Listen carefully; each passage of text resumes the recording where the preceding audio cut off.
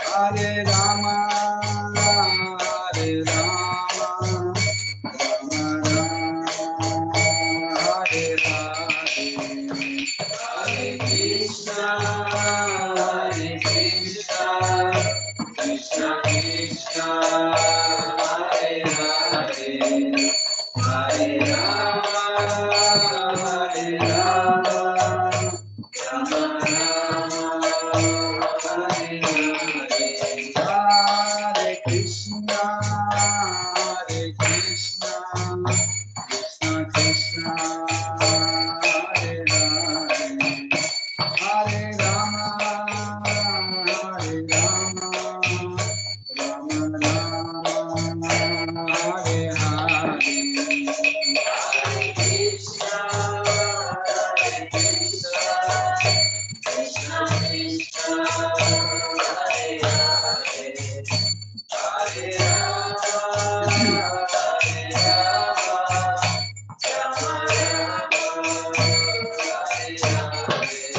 Jaya Radha Parishutta Radha Parishutta Radha Parishutta Jaya Radha Parishutta Radha Parishutta Radha Parishutta Jaya Radha Govinda Radha Govinda Radha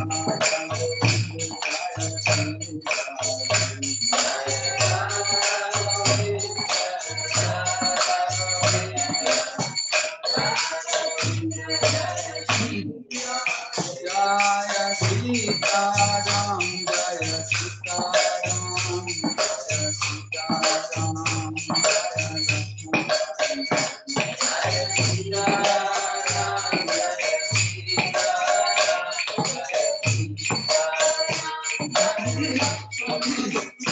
Jaya Nita, Jaya Sati Sita, Jaya Nita, Jaya Sati Sita, Jaya Nita, Jaya Sati Sita, Jaya Nita,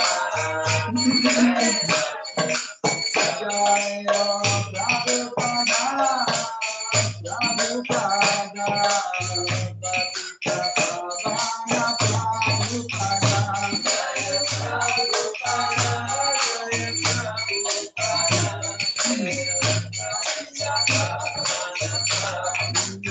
Hari Bol, Hari Bol, Hari Bol, Hari Bol, Hari Bol, Hari Bol, Hari Bol, Hari Bol, Hari Bol.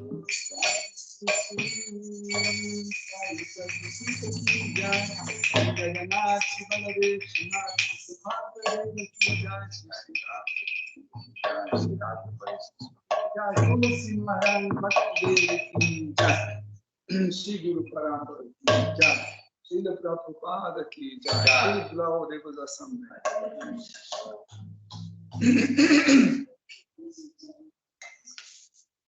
Om Ajnanati Mirandasya Janandana Shalakaya Chakshurum Militam Yena Tasmai Shri Gurave Namaha Shri Chaitanya Manobhishtam Stapitam Yena Bhutale Svayam Rupa Kadamayam Dadati Svapadam Tikam Vandeham Shri Guru Shri Yuta Padakamalam Shri Gurum Vaishnavamscha Shri Rupam Sagrajatam Sahagana Raghunatham Vitam Tam Sajivam Sadvaitam Savadutam Parijana Saitam Krishna Chaitanya Devam Shri Radha Krishna Padan Sahagana Lalita Shri Vishakam Vitamscha He Krishna Karuna Sindhu Dina Bandhu Jagatpate Gopesha Gopika Kanta Ratha Kanta Namostute Tapta Kanchana Gaurangi Radhe Vrindavaneshwari Rishabhanu Sutte Devi Pranamami Hari Priye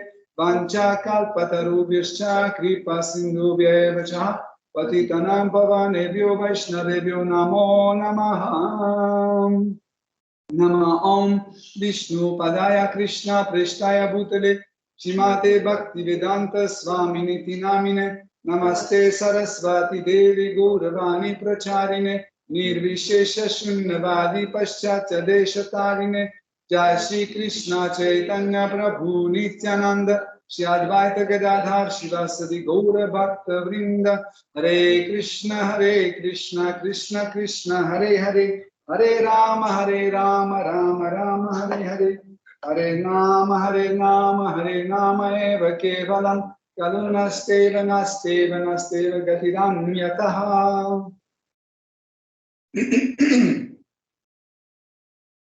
Om Namo Bhagavate Vasudevaya Om Namo Bhagavate Vasudevaya.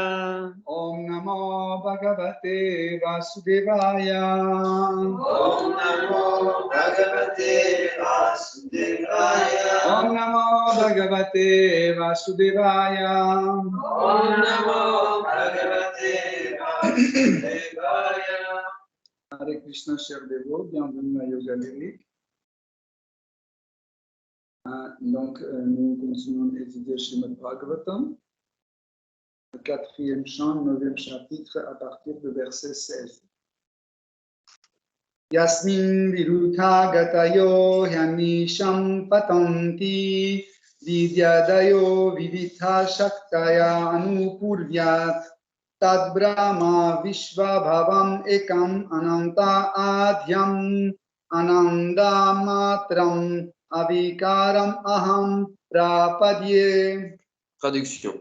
Ô Seigneur, la manifestation impersonnelle du Brahman présente toujours deux éléments opposés, la connaissance et l'ignorance. Les multiples énergies demeurent continuellement manifestées, mais le Brahman impersonnel, qui est originel, immuable, infini, d'essence unique et plein de félicité, représente la cause de la manifestation matérielle. Étant donné que tu es ce même Brahman impersonnel, avec respect, je te rends mon hommage. Teneur reporté par sa divine grâce Bhaktivedanta Swami Prabhu. La Brahma Samhita enseigne que le Brahman impersonnel, infini, constitue la radiance du corps spirituel de Govinda. Dans cette aura resplendissante et infinie de la personne divine, il se trouve un nombre infini d'univers, composés eux-mêmes d'innombrables planètes, de différentes catégories. Bien que la personne suprême soit la cause originelle de toutes les causes, sa radiance impersonnelle, appelée Brahman, constitue la cause immédiate de la manifestation matérielle. Voilà pourquoi, avec respect, Dhruva Maharaj rendit son hommage à l'aspect impersonnel du Seigneur. Quiconque accède à cette réalisation peut connaître l'immuable Brahmananda, que ce verset est décrit comme une félicité spirituelle. Srila Vishwanath Chakravarti Thakur explique que cette manifestation impersonnelle du Seigneur suprême, au Brahman, est destinée à des êtres effectivement très avancés, mais néanmoins incapables de comprendre la variété ou les aspects personnels du monde spirituel. De tels bhaktas sont appelés Jnana Mishra Bhakta, dénomination indiquant que leur service de dévotion est teinté de savoir empirique. Toutefois, du fait que la réalisation du Brahman impersonnel correspond à une compréhension partielle de la vérité absolue, Dhruva Maharaj rend ici hommage à cet aspect du Seigneur. Donc, Srila Vishwanath Chakravarti Thakur a bien montré que celui qui atteint un haut niveau de la réalisation spirituelle, c'est le Brahman impersonnel. Donc, quand on étudie Srimad Bhagavatam et les autres livres sacrés, nous voyons que l'étude du Brahman impersonnel revient chaque fois dans Srimad Bhagavatam. Mais à quoi ça sert? Pourquoi on a vraiment besoin de comprendre qu'est-ce que c'est le Brahman impersonnel? Souvent, les dévots rentrent dans une certaine discussion de Brahman impersonnel en disant que voilà, Brahman impersonnel, c'est un goût, pas forcément que tout le monde s'intéresse à l'aspect personnel du Seigneur suprême. Peut-être je veux aller dans le Brahman impersonnel parce que ça me plaît, etc. Mais ça, c'est, on a certaines opinions sur ça. Pourquoi? Parce que nous n'avons pas assez étudié Brahman impersonnel. Et tout dépend comment nous étudions Brahman impersonnel. Est-ce que nous étudions Brahman impersonnel comme un impersonnel? Est-ce que nous étudions Brahman impersonnel comme un yogi? Ou est-ce qu'on étudie Brahman impersonnel comme un Vaishnava? C'est très important parce que si on étudie comme un impersonnaliste, notre vision de Brahman sera réduite. Pourquoi? Parce que nous allons étudier Brahman impersonnel à part, séparé des autres qualités de l'esprit. Mais les Vaishnavas disent que nous ne pouvons pas étudier aucune matière séparément. Il faut qu'on regarde toujours dans le contexte d'ensemble.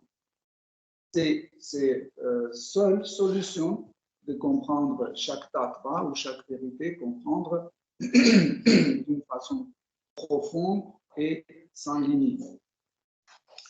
Donc, chaque fois quand on étudie Brahman impersonnel, on découvre des nouvelles choses. Chaque fois, on pense que voilà, maintenant, je sais tout sur Brahman impersonnel, mais encore et encore, on découvre des nouvelles choses sur Brahman impersonnel. Pourquoi? Parce que chaque tattva, en fait, est achintya. Chaque tattva est achintya parce que chaque tattva est une partie de Krishna. Donc, même si par exemple une énergie de Krishna est limitée, okay, mais le savoir sur cette énergie est illimité. Par exemple, Atma, l'âme, est limitée. C'est toute petite, infiniment petite et limitée. Mais la connaissance sur l'Atma est sans fin, infinie. C'est ça qui est extraordinaire, en fait, de point de vue étude de chaque tattva.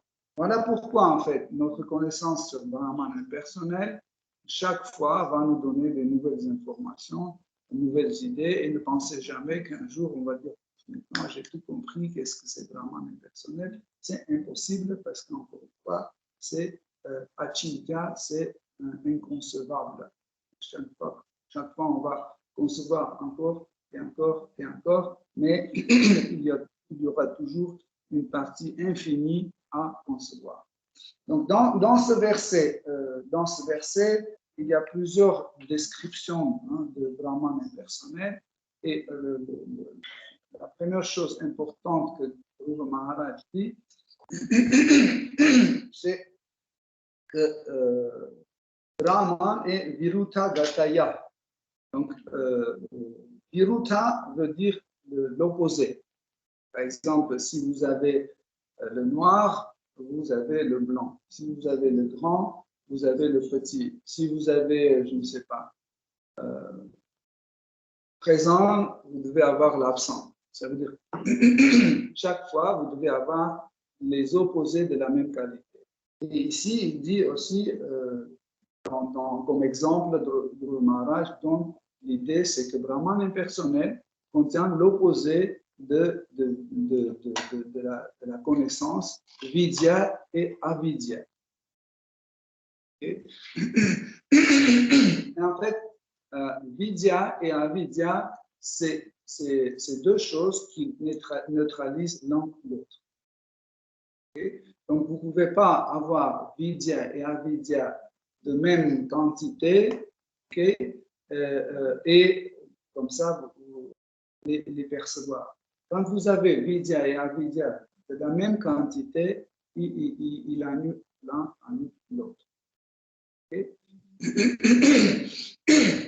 Donc, toutes les qualités, grand et petit, je ne sais pas, froid, chaud, etc., tous les opposés, quand on a tous les opposés de la même quantité, de même niveau, en fait, il annule.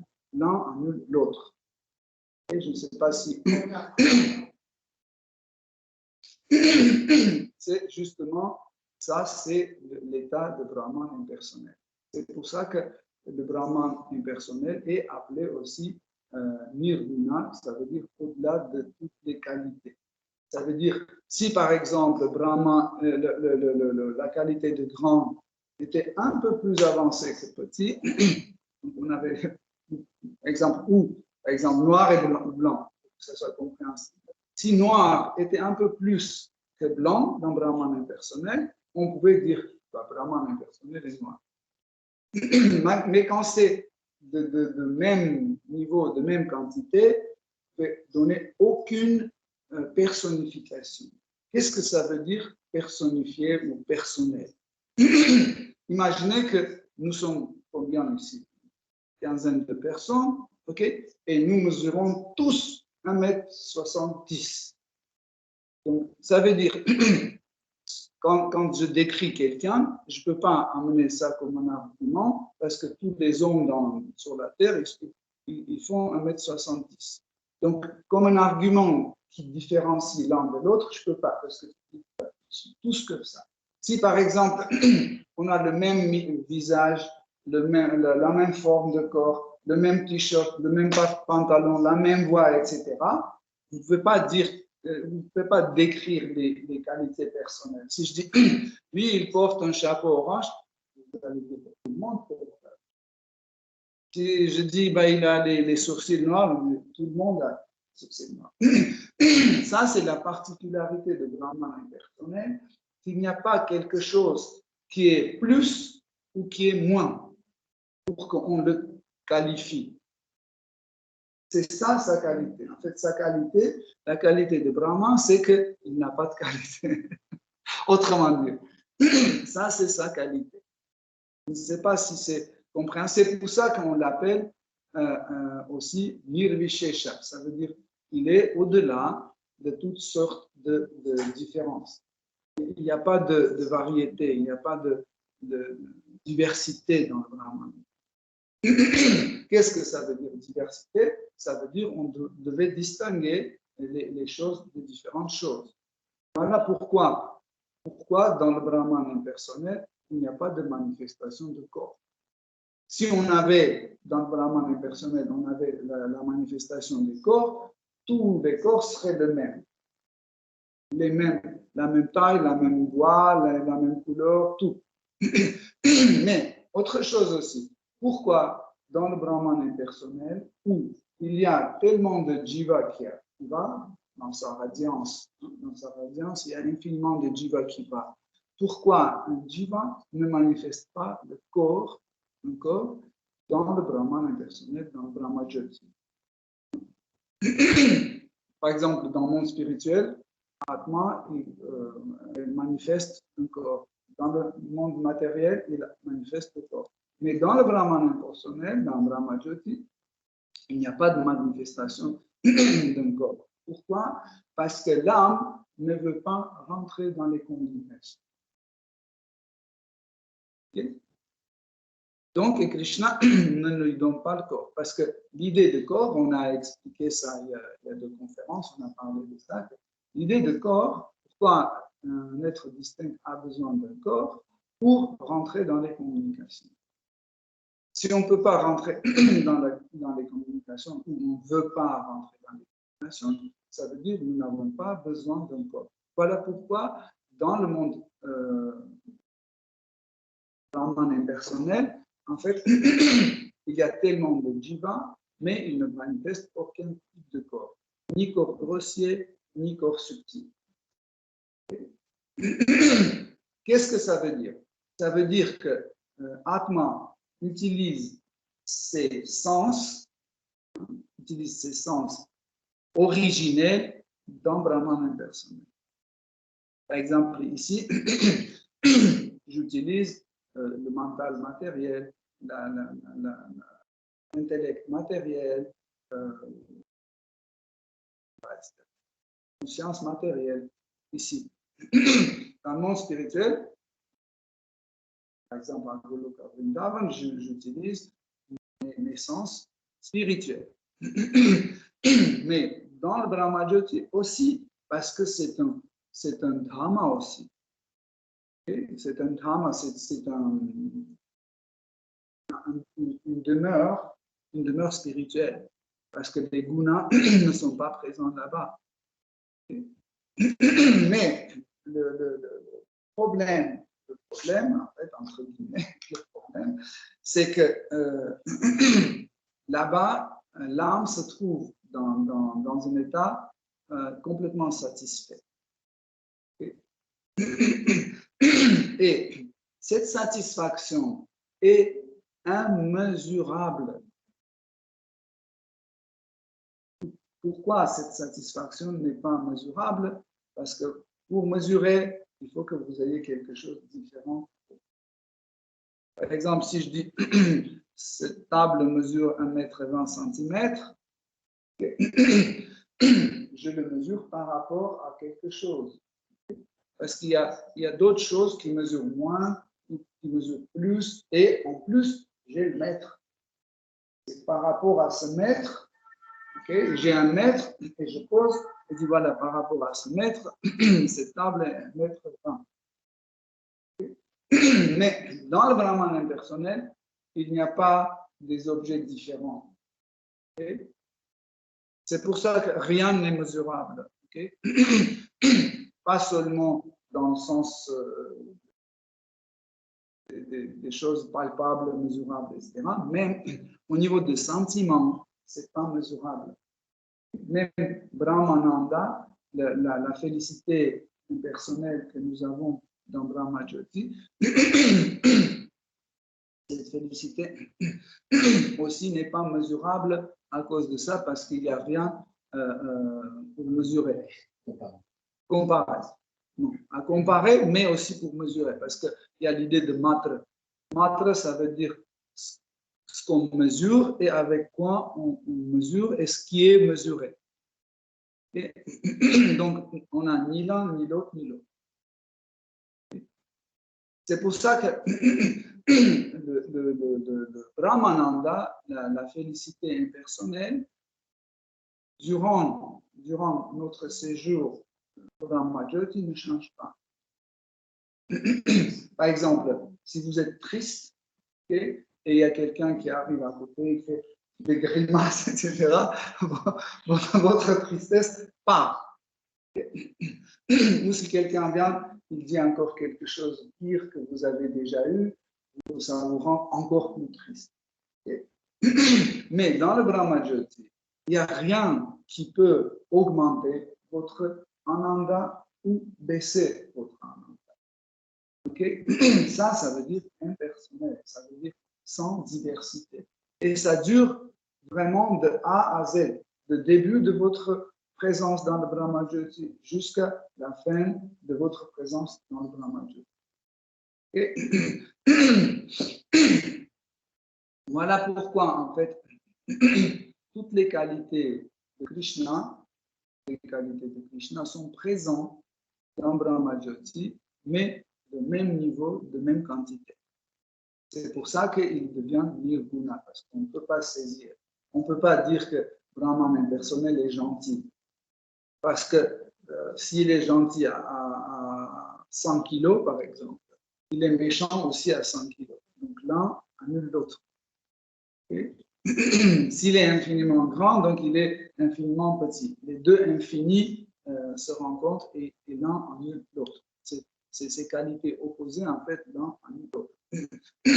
Et il est expliqué dans les écrits sacrés que, en fait, Brahman impersonnel, c'est un aspect de Krishna. Quand Krishna médite sur ses propres qualités,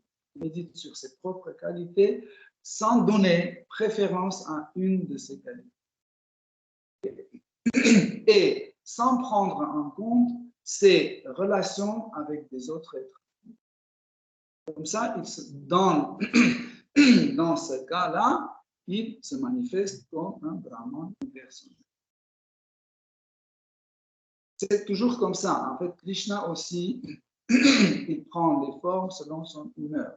Comme par exemple, vous savez, quand il est rentré dans l'humeur de Srimati Radharani, il est rentré dans l'humeur de Srimati Radharani et il a pris la forme de Shri Chaitanya Mahaprabhu. Mais il est rentré dans l'humeur de Srimati Radharani à un certain degré. Voilà pourquoi il a changé juste la couleur. Il a changé juste la couleur. Il est devenu de la couleur de l'or fondu, plutôt la couleur de beurre. Il a pris la couleur de beurre. Parce que Krishna ne voulait pas seulement prendre l'humeur de Radharani, et aussi, comme Krishna, comprendre ce que Srimati Radharani sent par rapport à lui. Et c'est pour ça qu'en fait, il était à un certain degré plongé dans l'humeur de Radharani. Mais une fois, pas une fois, mais des fois, quand il était par exemple sur la terre, y compris une fois,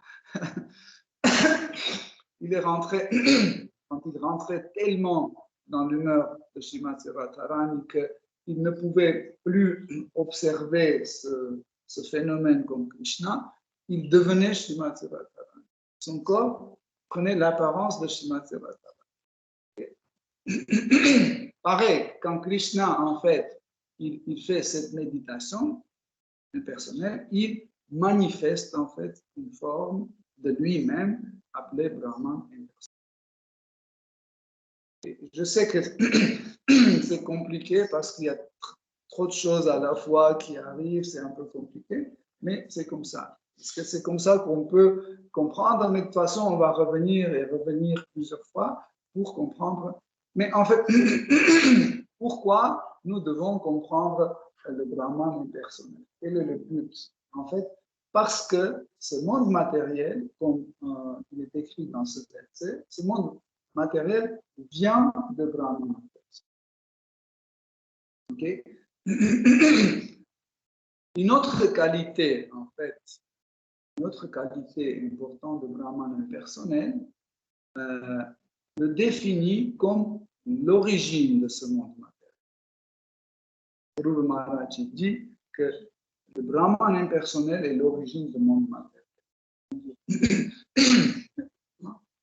Pourquoi il est l'origine du monde matériel? Parce que Brahman impersonnel a une qualité importante, c'est la neutralité.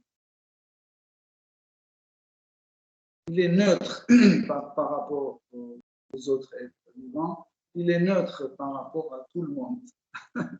Et cette neutralité en fait, devient la source de l'apparition de ce monde matériel. Pourquoi? Parce que quand Jiva veut être neutre ou, entre guillemets, ignorer Krishna comme un individu, donc il vient d'un monde.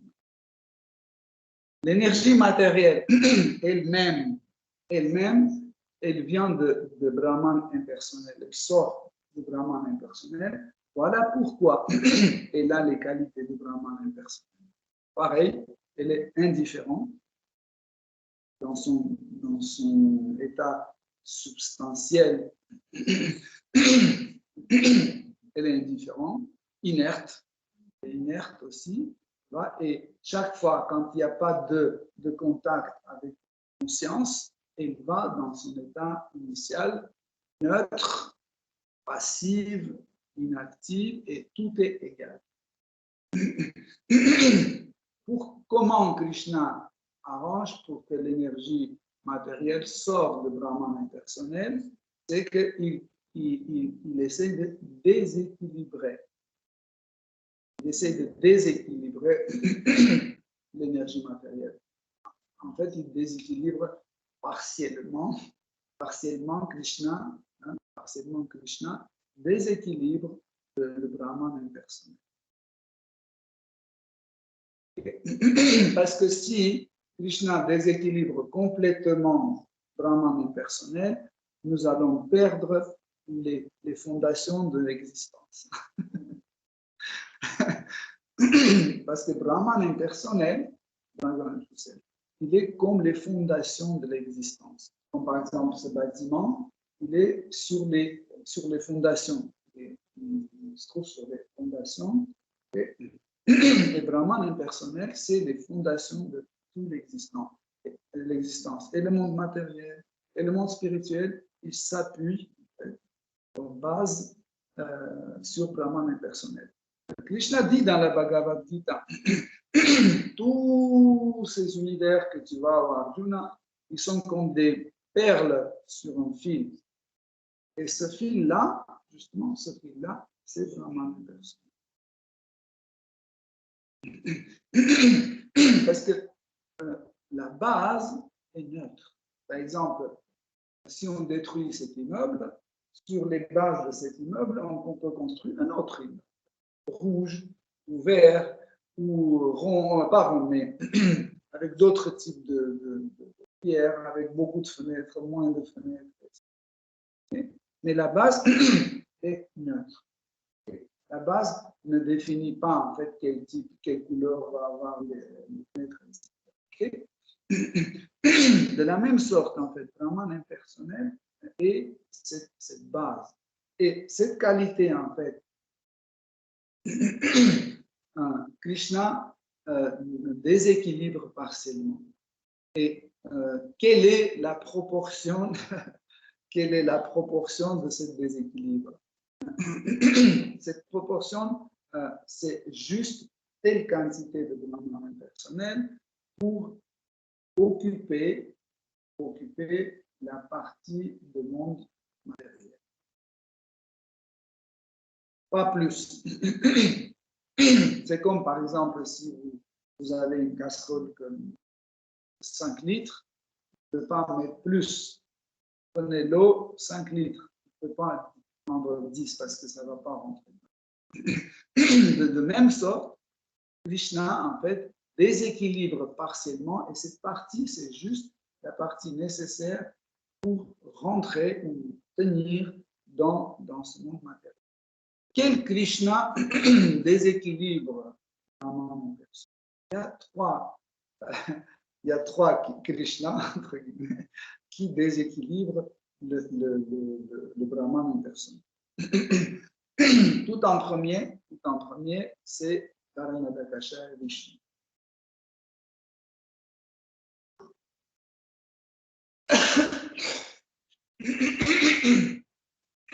Donc, Karanadakasha et Vishnu, ou autrement appelé Mahavishnu, c'est le premier Purusha Avatara que vous connaissez, qui est allongé sur l'océan Karana.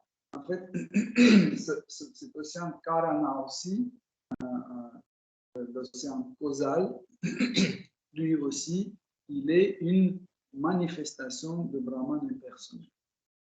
Okay. Il est une manifestation de Brahman. Comme le monde matériel aussi est une manifestation de Brahman impersonnel. C'est difficile à saisir comment ça se passe parce que les trois Purusha avatars, Karanadakasha, Vishnu, Garbhodakasha, Vishnu, Kshirodakasha, Vishnu, tous les trois, ils font sortir de Brahman impersonnel une partie de création. Karanadakasha, Vishnu, il sort les sphères des univers matériels. Vous savez, quand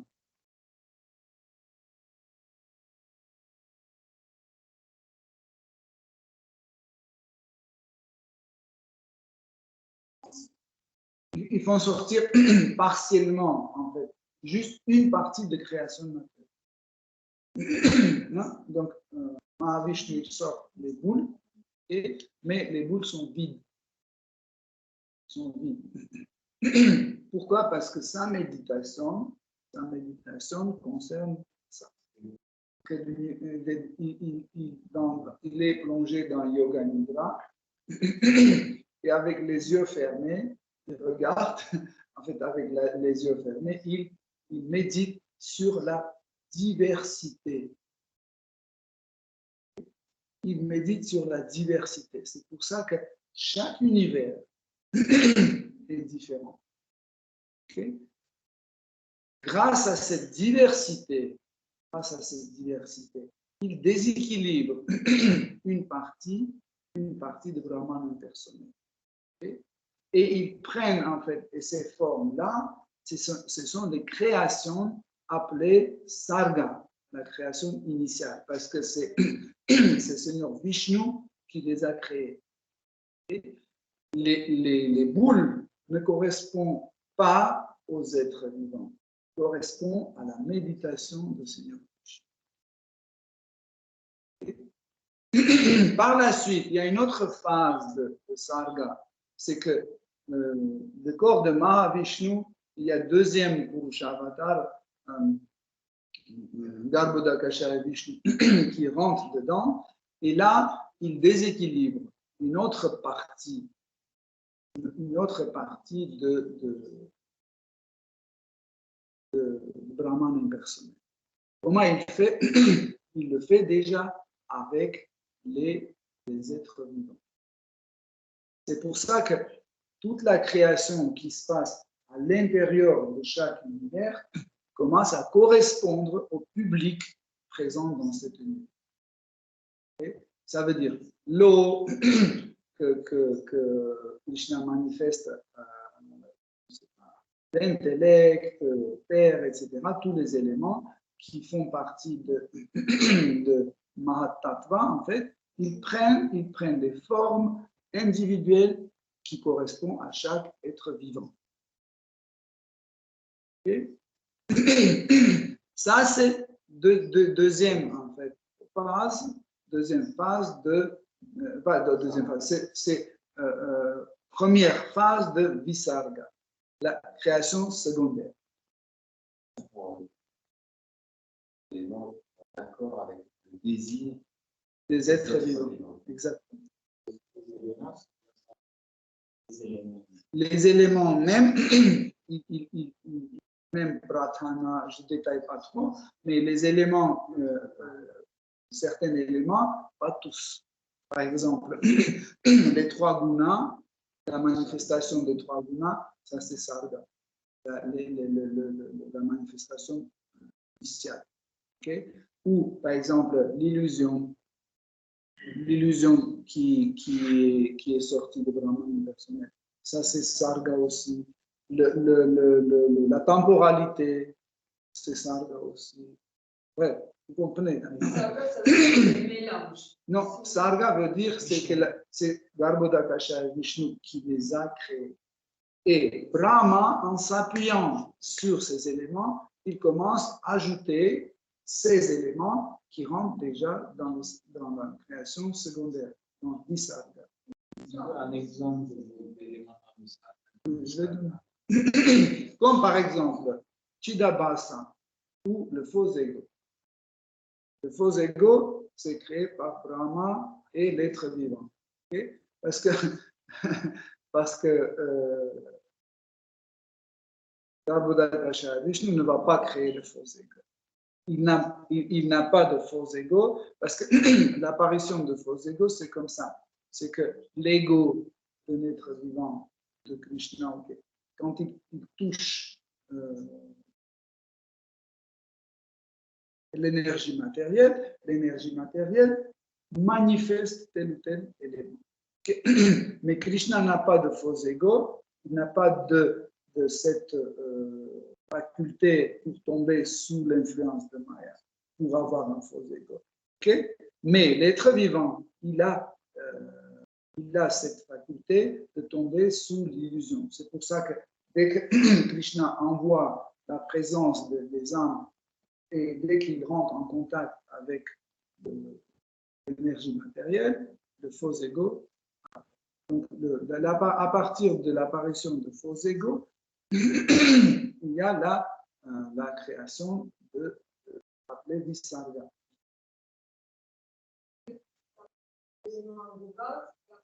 Sarga, Il y a non, autre non, non, chose. non, non, non. Pas forcément. Pas forcément l'élément de base.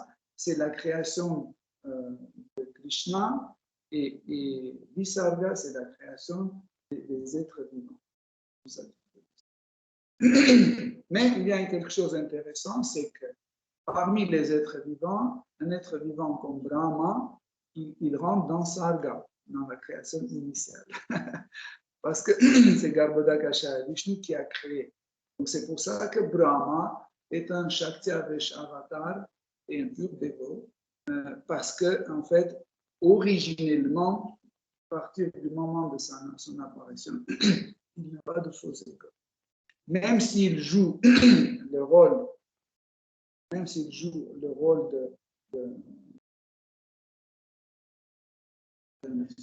d'un personnage qui tombe sous Maya, etc., influence, etc., c'est en fait l'arrangement de yoga. Donc, en fait, nous avons traité beaucoup de choses à la fois, mais en fait, tout est dans ce verset. Donc, autre chose importante que Dhruva Maharaj il dit, c'est que Brahman impersonnel, il est plein de ananda, il est plein de félicité. Ça, c'est une cause aussi, une cause pour laquelle l'être vivant, dès qu'il rentre en contact avec le régime matériel, il a un plaisir. Il a une certaine satisfaction, plaisir ou gratification, mais les gratifications dans le monde du matériel, ils ont différentes formes. Okay. Par exemple, quand l'homme est heureux, il dit, oh là, ça c'est une gratification des sens. Mais quand l'homme est malheureux, c'est aussi une gratification des sens. Parce que c'est voulu, c'est difficile à admettre, mais quand on souffre, par exemple, on souffre parce qu'on veut souffrir. Si on ne veut pas souffrir, on ne va pas souffrir. Par exemple, Haridas Thakur, il avait toutes les conditions pour souffrir, mais il ne souffrait pas. Pourquoi? Parce qu'il ne voulait pas. Ça, c'est une particularité d'un dévot. Okay? Parce qu'il comprend qu'entre souffrance et la gratification des sens, il n'y a pas de différence. C'est la même chose. Okay? Donc, d'où vient en fait cette capacité ou cette faculté? Ça vient aussi de Brahman. Parce que Brahman impersonnel est plein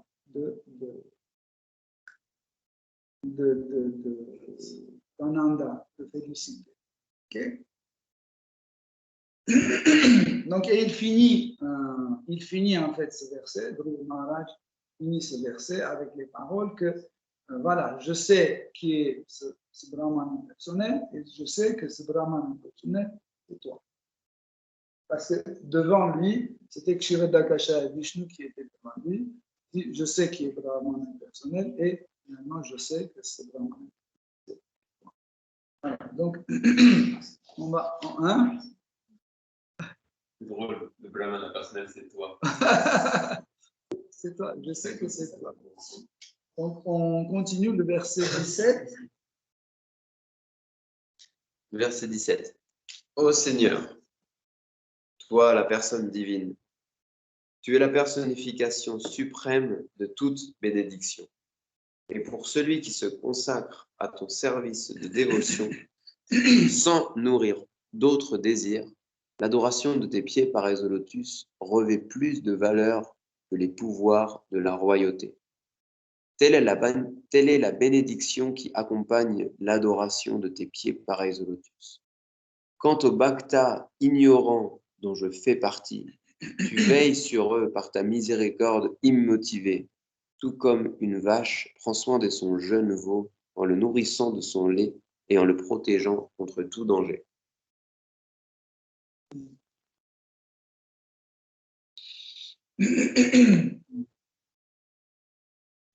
Dans ce verset, Dhruva Maharaj décrit qu'est-ce que c'est Bhakti.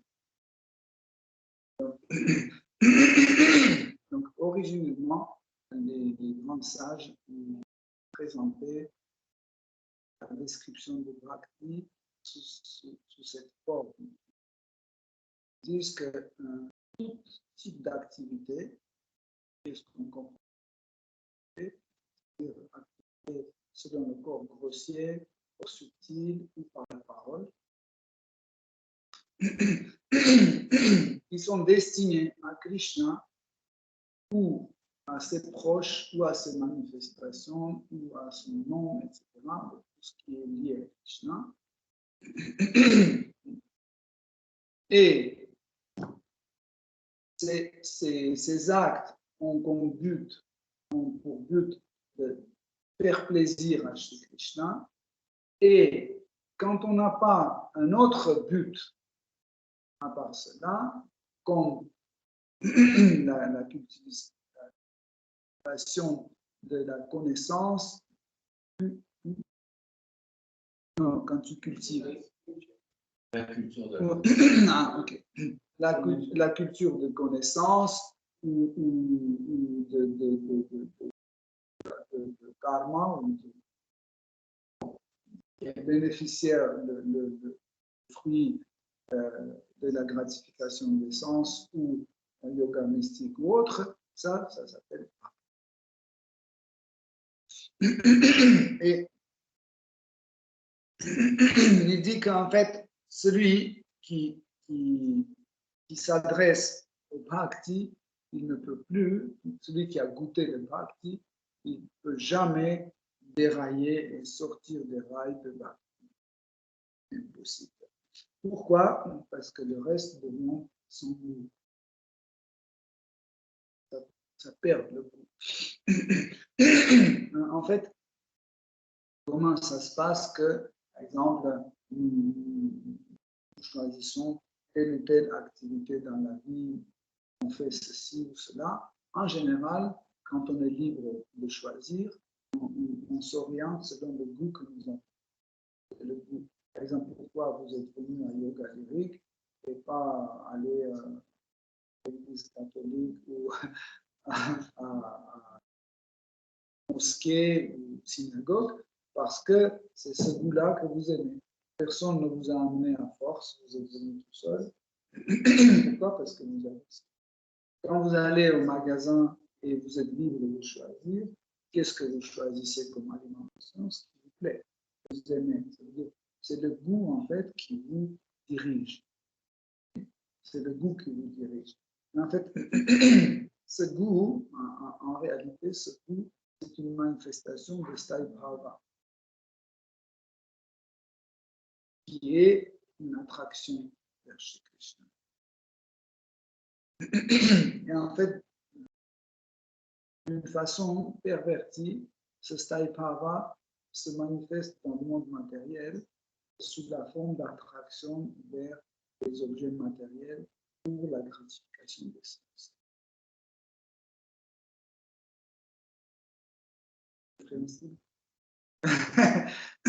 Parce que si Sthai Bhava se manifeste sous sa forme pure forme, on n'aurait aucun intérêt vers le monde matériel. C'est ce qui se passe avec un dévot. Par exemple, quand un dévot suit son sadhana bhakti, qui est au départ motivé, par exemple, il est venu pour améliorer sa santé. Donc, il croit, au départ, il croit, parce qu'on a dit c'est que la seule qualification pour s'engager dans le bhakti, c'est ça veut dire, je crois que Krishna, c'est la personne qui peut me donner la santé, c'est pour ça que je commence à l'adorer. Je viens au temple,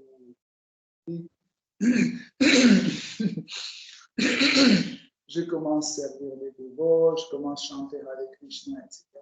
Mais quel est mon but? Mon but, c'est d'améliorer ma santé. Et vous savez bien, quand on atteint ça, on part. Quand on n'atteint pas de résultat, on part aussi. Pourquoi? Parce qu'on voit que ce système de sadhana bhakti n'est pas efficace. Je voulais la santé, mais je n'ai pas reçu. Mais si on a de la chance et on cultive sadhana bhakti avec un maître spirituel authentique, bien qualifié, sous sa direction, et on est très sérieux et on essaie d'appliquer à 100% toutes les instructions que notre maître donne,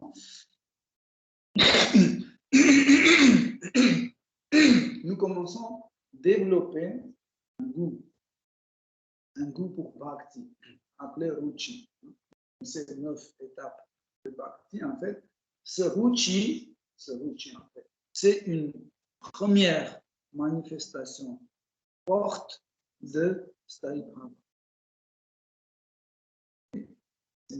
Mais c'est pas encore, on ne peut pas appeler un bhakta sur le niveau Ruchi, on ne peut pas encore appeler parce que Sthayi Prabhu est présent de façon faible.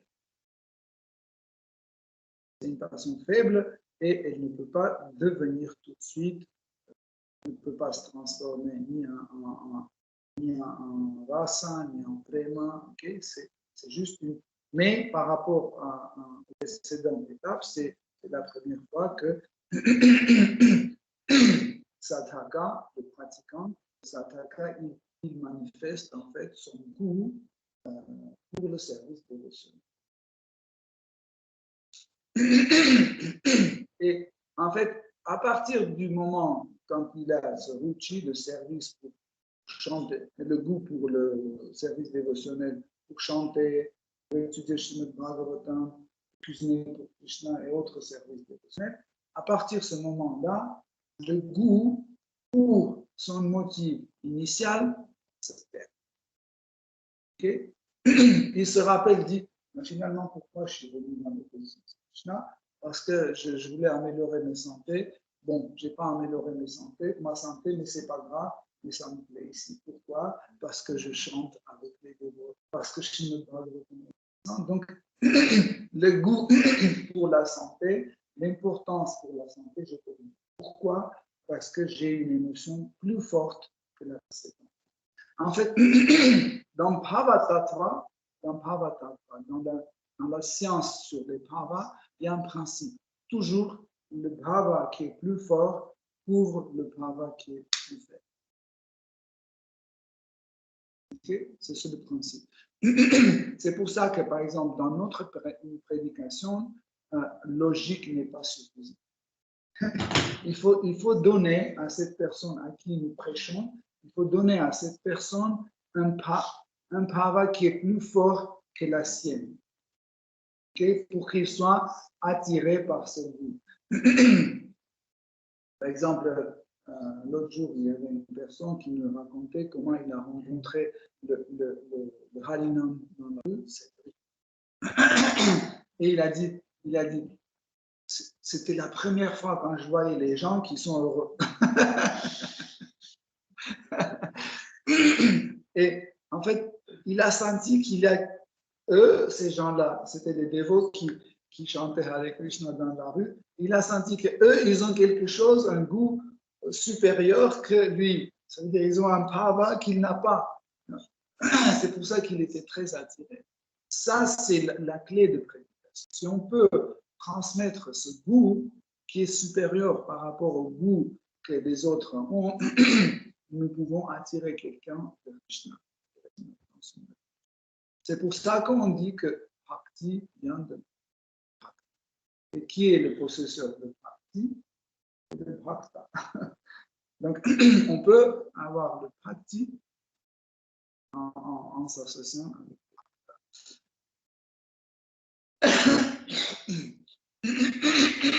Donc,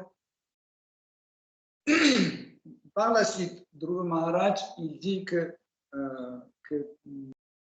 tu prends le soin de tes dévots comme une vache par rapport à son veau. Ça, c'est une qualité importante dans le comportement de Krishna.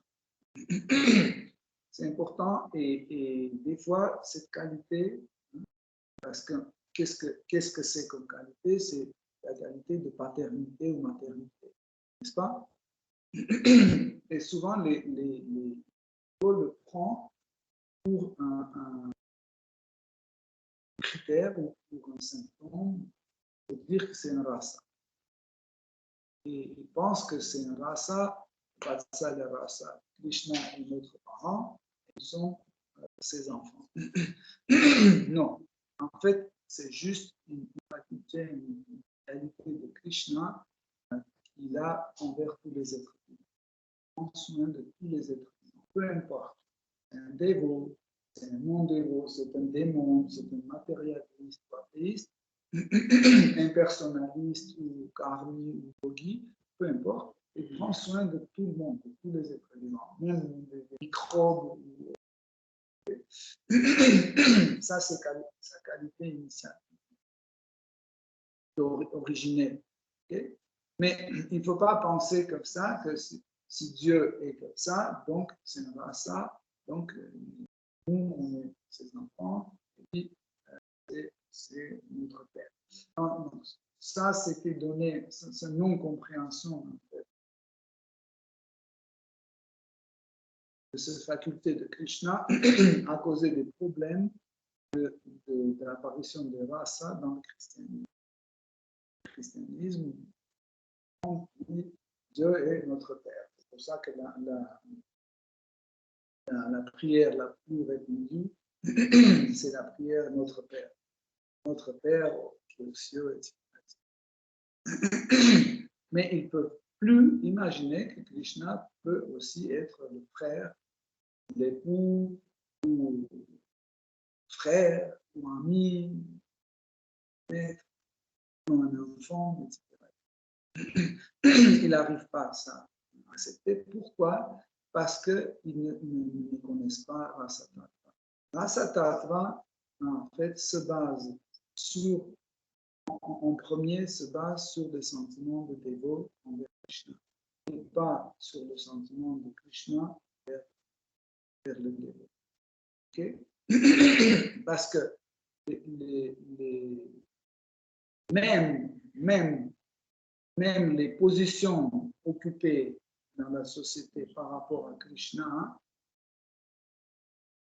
ne définissent pas le rasa. Okay? Parce qu'ils peuvent avoir des positions égales, mais avoir différentes races. Par exemple, les Goloka Vrindavan, il y a des personnes âgées, pas par le corps, mais des personnes âgées par l'esprit. Donc, et certaines parmi eux, ils ont le sentiment parental pour Krishna. Qu'est-ce que c'est ce Vatsalya-Prava ou le sentiment parental? C'est qu'ils voient Krishna par rapport à eux-mêmes, ils voient Krishna inférieur. C'est que Krishna il est plus faible que eux. Krishna est plus sans défense, plus fragile que eux, que Krishna ne peut pas vivre tout seul, etc. Ils ont ce genre de sentiments. Par exemple, les femmes des frères de Nanda Maharaj. Mais ça ne veut pas dire que toutes les femmes âgées, ils ont ce Vatsalya Rasa. Non.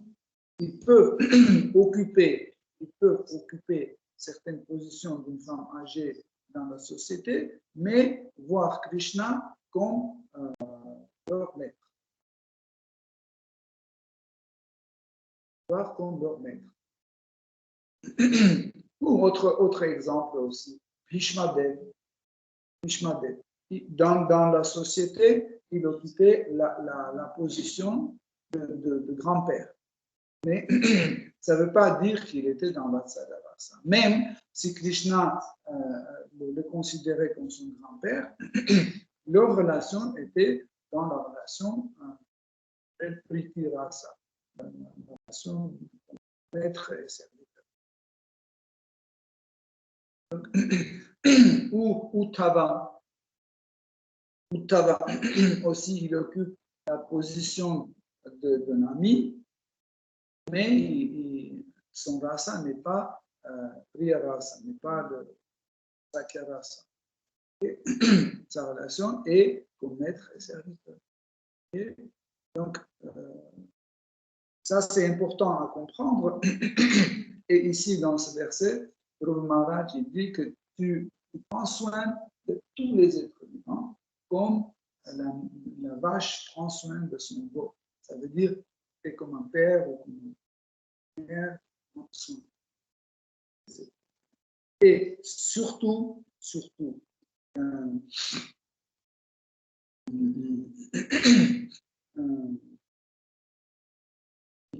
mentionne aussi, il dit que surtout les dévots qui sont intelligents et surtout les dévots qui ne sont pas intelligents comme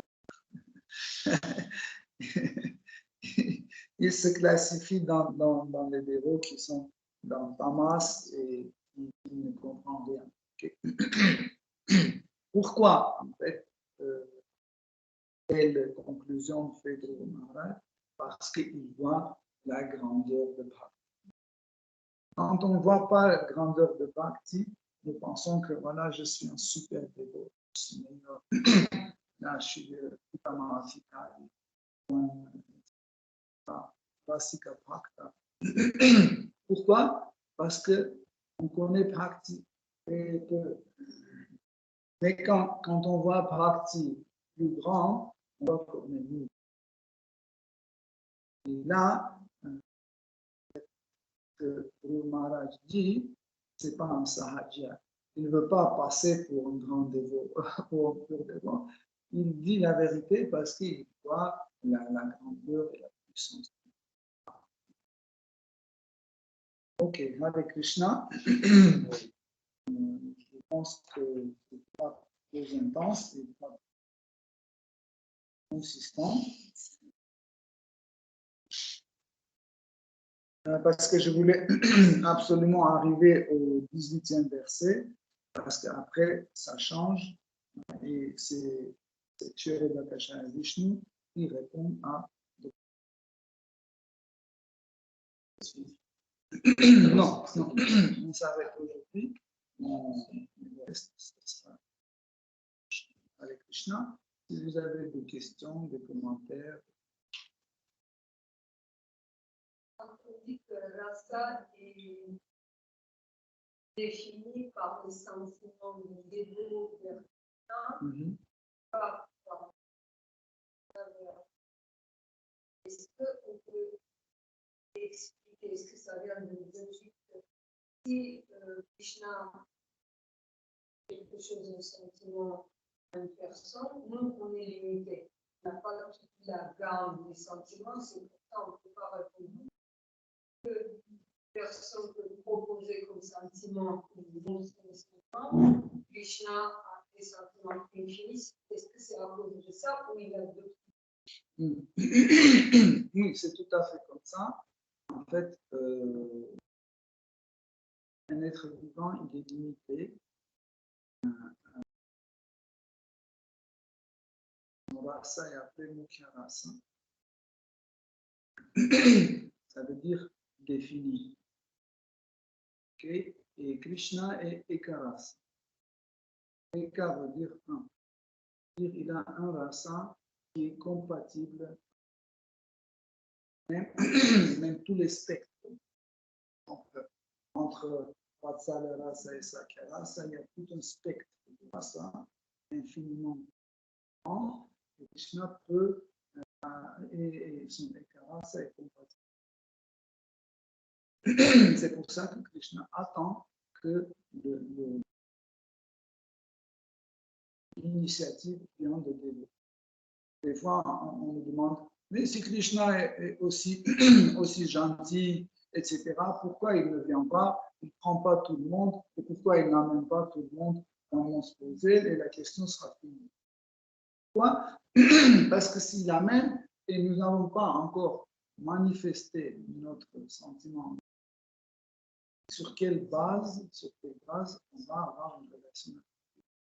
C'est pour ça que Krishna attend que telle ou telle forme, au moins d'une façon minimaliste, que notre sentiment vers lui se forme, au moins un peu se forme, pour qu'il puisse te répondre et faire. Ça, c'est la chose la plus.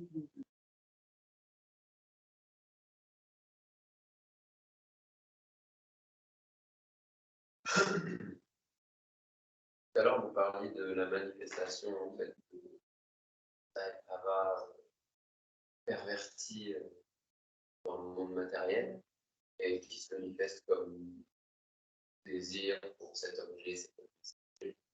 Et j'ai du mal à faire le lien, en fait, à comprendre véritablement cette information parce que pour moi, les désirs en fait, matériels qu'on manifeste, ils sont simplement en lien avec les besoins de notre corps. Par exemple, mon corps a besoin d'eau, je manifeste de la soif. Mon corps a besoin de se reposer, je manifeste de me reposer. Mon mental a besoin de s'amuser, je manifeste le besoin d'aller voir des amis, etc. Donc pour moi, c'est vraiment, tous ces désirs matériels, ils sont simplement liés à ce corps matériel. Ok, j'ai compris. Dans ce cas-là, je vais te poser une question. Si tous nos désirs dans ce monde matériel sont définis par les besoins du corps, pourquoi, quand le besoin est satisfait, pourquoi l'être vivant continue encore à satisfaire? Par exemple, notre estomac contient 500 millilitres. Pourquoi, quand la limite 500 litres est remplie, pourquoi on continue à manger? 500 millilitres.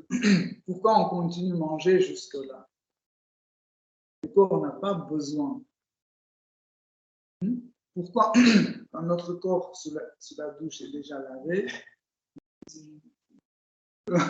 pourquoi on continue? Il est déjà propre, mais on continue, on continue.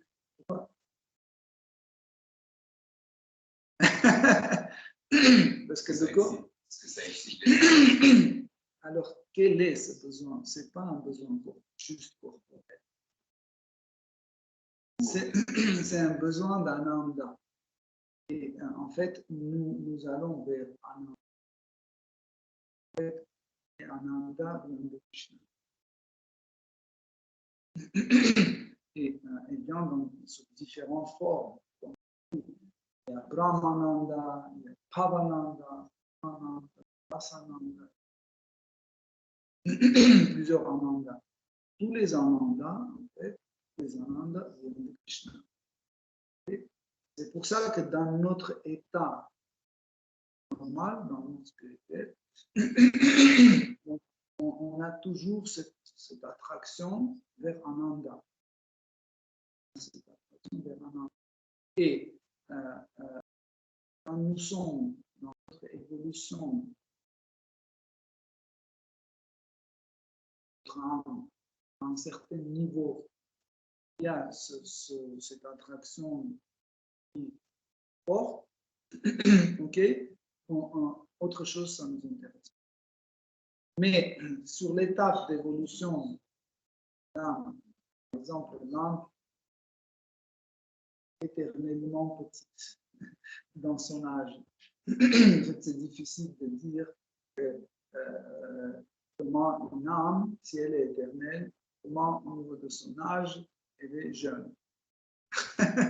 C'est difficile de dire. Si elle était toujours, elle sera toujours, comment on peut dire qu'une âme est jeune ou vieille? Pour ça, il faut appliquer un système. Par exemple, les chiffres.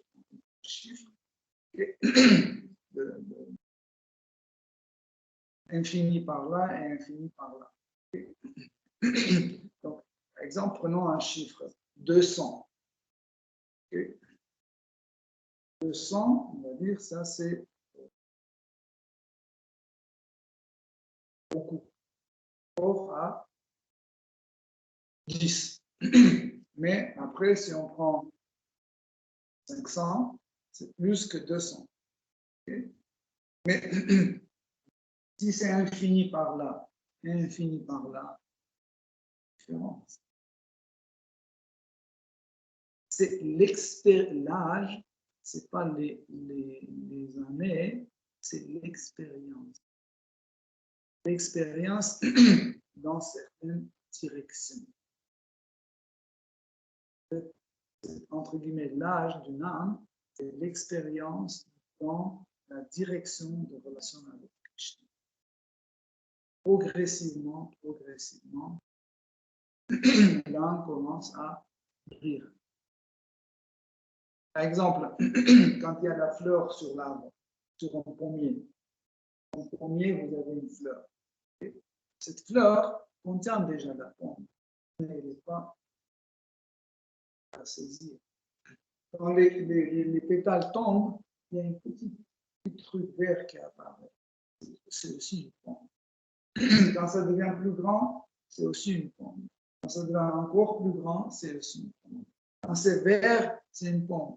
Quand c'est légèrement jaune, c'est aussi une pomme. Quand c'est rouge, c'est aussi une pomme. Donc, du début jusqu'à la fin, c'est toujours une pomme. Mais vous ne pouvez pas la manger d'une façon pareille. Quand vous mangez des fleurs, le bouton avec les fleurs, c'est aussi une pomme. Mais il n'y a pas une... Quand vous prenez une petite qui est encore verte et acide, c'est une pomme aussi. C'est la même pomme, mais elle est acide. Si vous prenez une grande qui est déjà mûre et sucrée, c'est la même pomme. Et de la même sorte, l'âme passe une évolution. Éternellement passe une évolution. Et cette évolution continue dans le monde spirituel, ça ne s'arrête jamais. Ne pensez pas que Krishna, il n'a pas d'évolution.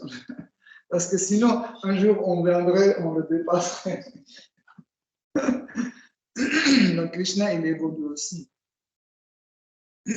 S'il n'avait pas cette qualité d'évolution, les âmes n'auraient pas aussi cette qualité d'évolution. Nous avons cette évolution parce que lui aussi, il a. Donc, ce qui est intéressant, c'est que, en fait, quand les besoins de l'âme, en fait, vers Ananda, sont très faibles, elle ne connaît pas Ananda. Elle connaît très peu, parce qu'on dit que chaque âme, c'est ça qui Ananda. Okay? Et tous ces trois aspects, l'âme, dans l'éternité, réalise petit à petit, plus en plus. Et notre cas, c'est maintenant, on utilise la réalisation d'Ananda.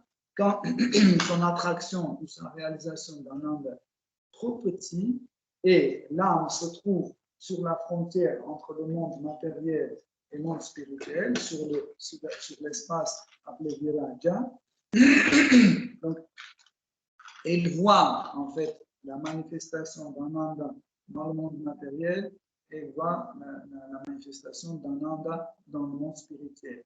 Il ne fait pas trop parce qu'il n'est pas encore qualifié.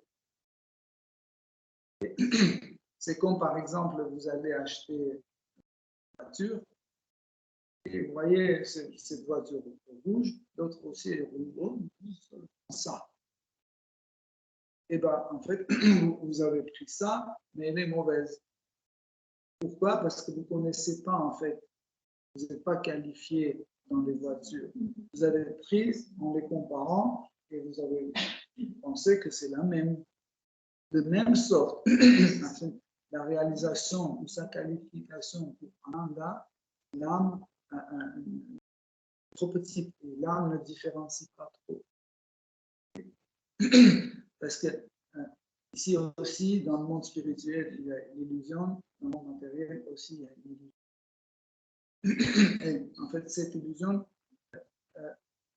celui qui n'est pas qualifié, cette illusion ne laisse pas faire un choix correct. Et une petite chose peut attirer l'œil et on peut venir derrière. Mais initialement, ce désir n'est pas pervers. J'ai tout raconté ça pour qu'on comprenne que initialement, ce désir n'était pas pervers. C'est le manque de qualification.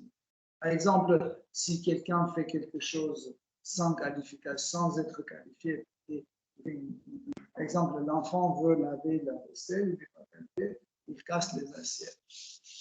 Est-ce que vous dites que tu es coupable? Non, il n'est pas qualifié. De même sorte, quand on choisit, initialement, on choisit le monde matériel, c'est à cause de notre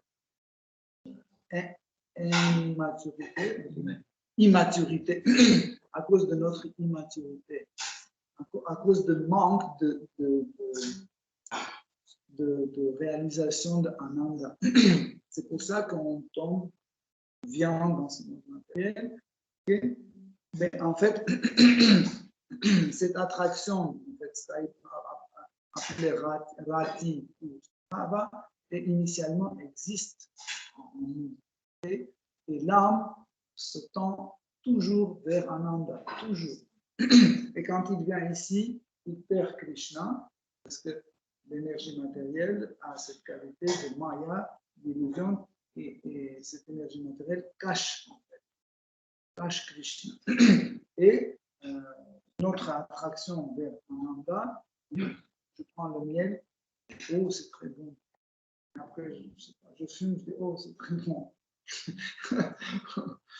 prends, je ne sais pas, quelque chose. Et chaque contact avec l'énergie matérielle me rappelle Ananda. Pourquoi? Parce qu'initialement, dans le Brahman personnel, Ananda existe. Okay?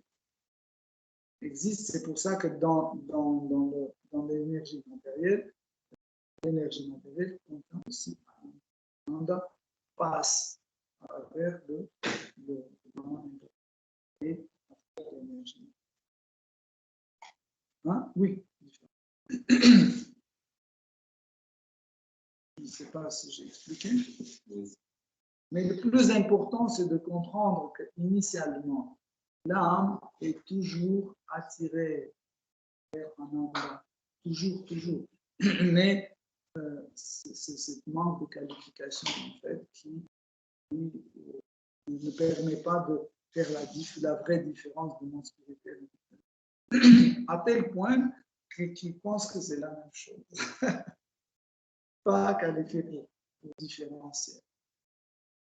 Parce que c'est comme des fois, on prend une photo d'un arbre qui se reflète dans l'eau, et puis on le retourne, et on n'est pas capable de distinguer quel est le reflet, quel est l'original. À tel point ça ressemble. C'est pour ça que là, quand elle n'est pas qualifiée encore dans son expérience en Ananda, elle voit un monde matériel et spirituel. On pense que c'est la même chose. Parce que Krishna, pour elle, Krishna, c'est un simple habitant. Elle ne sait pas encore qui est Krishna.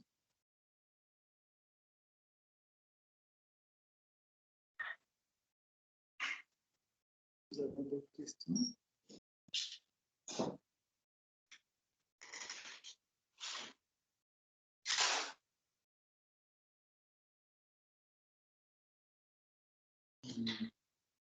Quand on a parlé de Mahavishnu,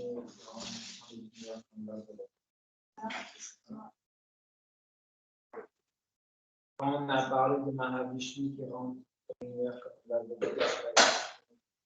et après comme Shiva Bagashali, est-ce que le niveau d'indépendance entre chaque Avatara est suffisamment petit pour les considérer comme un?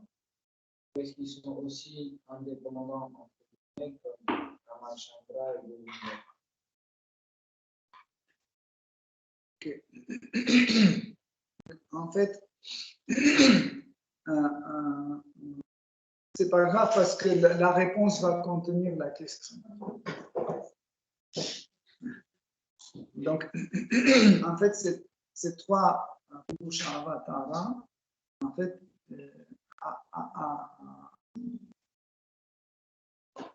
ils ont une particularité. Ils ont une particularité. C'est pour ça qu'on les appelle Purusha Avatara. Ça veut dire la manifestation de jouisseur.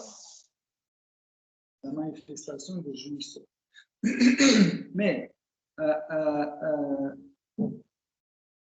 pourquoi, si c'est la même personne, pourquoi Krishna ou Shri Ramachandra n'est pas appelé Purusha Avatara? Ou, je ne sais pas, Parashurama n'est pas appelé Purusha Avatara, mais juste ces trois Vishnu. Parce qu'en fait, ces trois-là,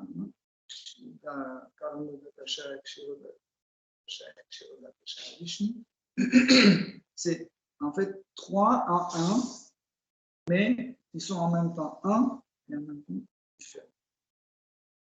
Okay. Ils sont appelés Purusha Avatara parce que le divertissement de ces trois formes, c'est le divertissement de jouisseur. Quel est le divertissement de jouisseur?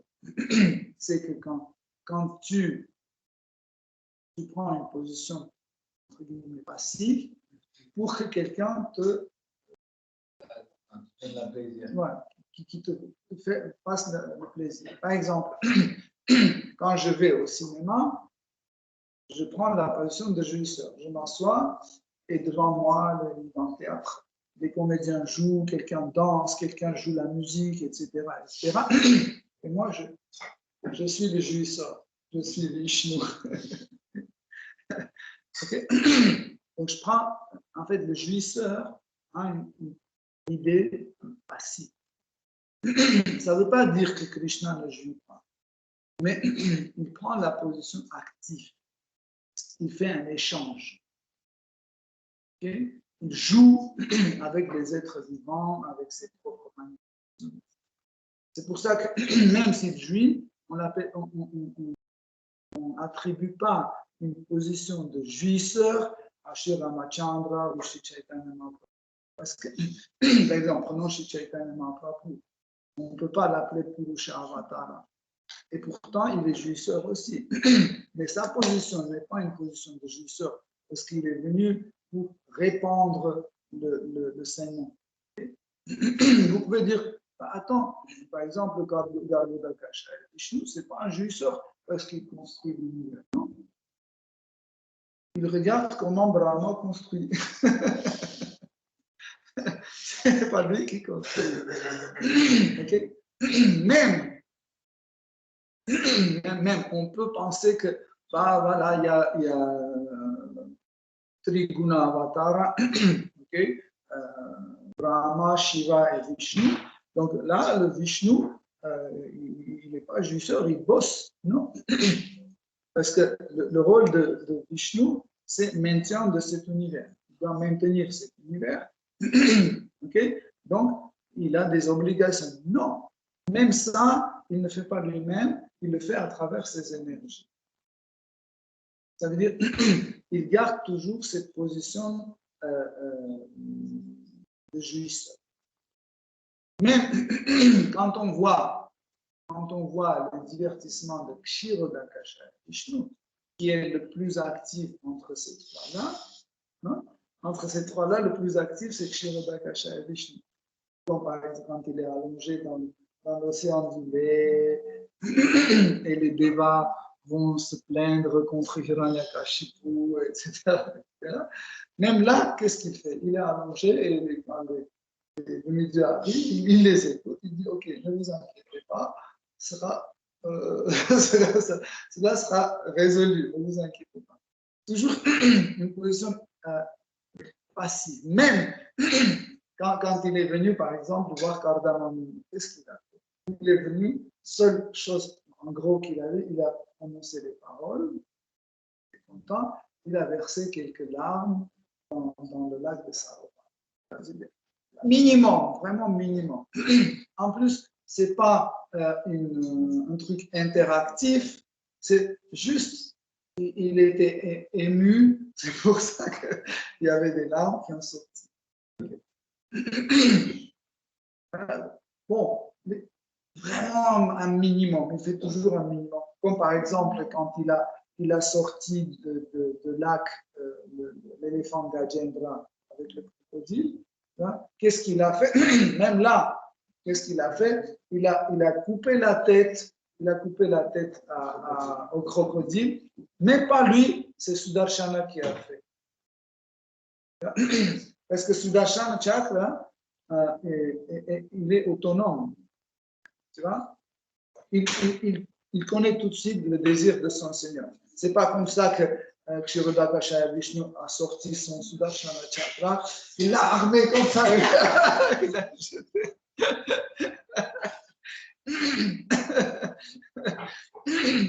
Vous comprenez? C'était même ça, c'était minimum. Il a dit, bon, ok, allez-y. Il est allé couper et est revenu. Okay? C'est pour ça qu'en fait, on attribue à ces trois formes la position de jouisseur de Purusha. Ok?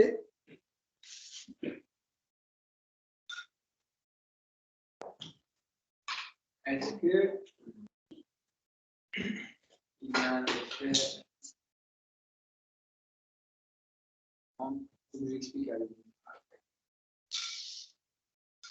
il y a un effet de cloisonnement naturel des différentes formes de Krishna, par exemple. Gopal, Yogamaya va cloisonner Gopal, tout ce qui se passe ici, ce qui n'intéresse pas.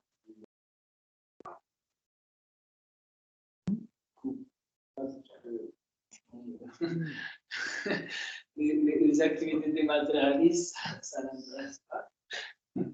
Ma question, c'est est-ce qu'il y a un cloisonnement dans les activités des trois entre eux? C'est-à-dire que ce que fait Kilo Dakashaya Vishnu n'intéresse pas directement Bhagavad Gita. Au contraire, la réponse est dans cloison piligarotka. Encloisonné, c'est non, разделять перегородка. Нет, это ответ в вопросе. Est-ce que les trois sont séparés les trois ou ils agissent comme un? C'est-à-dire que la continuité du reste de Mahavishnu apparaît aussi dans Bhagavad Gita. Il y a une nuance importante dans l'énergie de Krishna, l'énergie initiale de Krishna, qui forme les êtres. Quand nous disons que Atma, c'est une particule de Krishna, c'est la même énergie. Donc, cette énergie de quoi Krishna est créé et l'unité a une faculté extraordinaire d'être présent simultanément.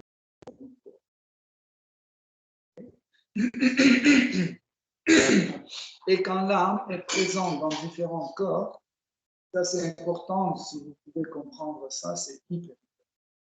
Quand l'âme est simultanément présente dans différents corps, elle sent tout ce qui se passe dans chaque corps, les différents divertissements, et l'âme, comme une seule personne, sent tout.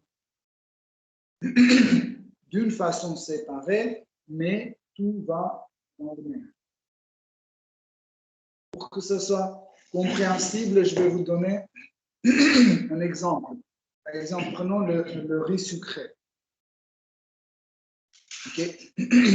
Donc, il y a le goût de riz, le goût de vanille, le goût de sucre, le goût de lait, le goût de camphre, le goût de cardamome. Vous avez 6 goûts. Vous pouvez saisir chaque goût séparément. Et dès que vous concentrez votre mental sur un des goûts, les autres vous perdez. Quand vous allez manger le prasad, vous faites cette expérience. Dès que vous vous fixez sur un goût, hein, tout de suite les autres, vous ignorez, vous oubliez, vous sentez. Mais, quand vous mangez comme un riz sucré, sans vous concentrer sur un goût précis, vous sentez le goût d'ensemble. De la même chose, imaginez que l'âme a 10 corps différents, dans différents univers, même un corps dans le monde spirituel, un corps dans le monde matériel, etc. Et l'âme est liée avec tous ces corps-là. Et en fait, ce que l'âme revit ici, c'est le riz sucré. Ce que l'âme revit là, c'est les différents goûts. Cardamome, vanille, lait, sucre, etc. Okay. Est-ce que c'est compréhensible? À mon avis, cet exemple doit vous expliquer comment ça se passe. La même chose se passe avec Krishna. Krishna a infiniment des corps, des manifestations, des manifestations partielles, pleines, la manifestation des manifestations, etc., y compris les jivas, les êtres vivants. Parce que l'âme, c'est aussi la manifestation de Krishna. Et il est lié avec toutes ces manifestations, mais, entre guillemets, Krishna central, lui, il le goûte l'ensemble. Personne, à part Krishna, ne peut jamais goûter l'ensemble.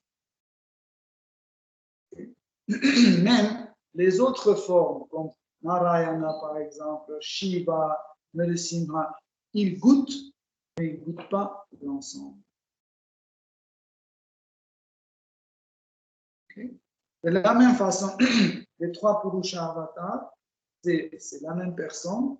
Donc, la diversité, c'est selon pourquoi ils se divertissent, parce que chacun a sa particularité de jouissance qu'il veut. Par exemple, la particularité de jouissance de Mahavishnu, c'est la méditation sur l'ensemble de l'univers. Okay.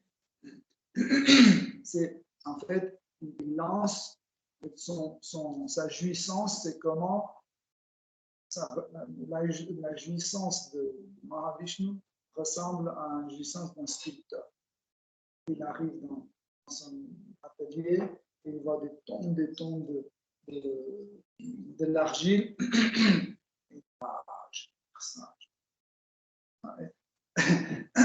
Donc ça, c'est le premier Vishnu. Okay. Celui qui a eu cette idée, okay, et l'autre qui a pris déjà le bloc, il le décroche de ce gros bloc, il décroche, il amène et il met, comme ça il commence à regarder. Ça, c'est Garbhodakashaya Vishnu. Et celui qui commence déjà à sculpter, ça c'est Kshirodakashaya Vishnu. Parce que entre ces trois-là, le plus actif, c'est Kshirodakashaya Vishnu et il est le plus minutieux.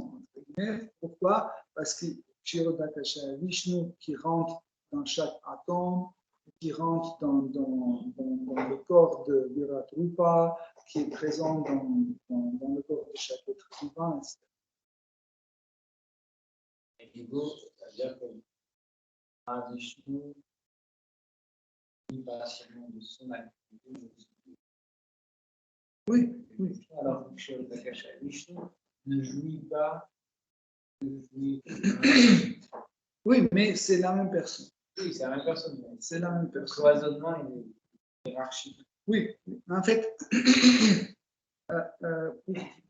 c'est quoi qui cloisonne, entre guillemets, les différentes formes de Krishna? C'est l'humeur de divertissement. C'est l'humeur de divertissement. Ok, Hare Krishna. Merci beaucoup pour votre attention. Je sais que c'était une conférence compliquée. Il y avait trop de choses à digérer, mais ce n'est pas ma faute, c'est Dhruva Maharaj qui a proposé tous ces sujets. Et nous avons essayé d'aller au maximum pour comprendre le but de Srimad Bhagavatam. Srimad Bhagavatam ki jai, Srila Prabhupada ki jai. Jai. Krishna Prabhu ki Toute gloire au Jai. dévouement. Hare Krishna. Hare Krishna.